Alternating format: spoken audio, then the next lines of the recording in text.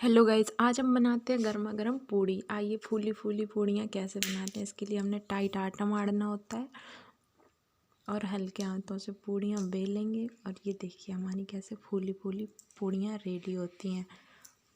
Oil में आपको डालनी है और एक तरफ सिकने के बाद पलटनी है।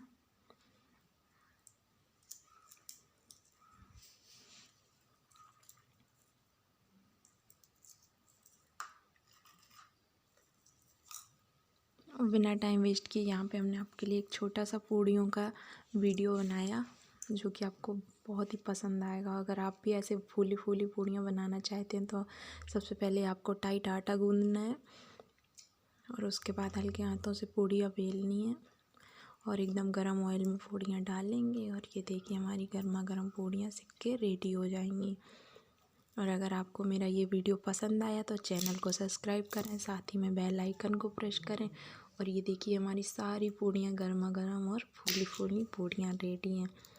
और ये पूड़ियाँ देख के आपको भूख ज़रूरी लग रही होगी और ऐसी पूड़ियाँ बनाने के लिए। और ये तैयार है हमारी इंडियन थाली।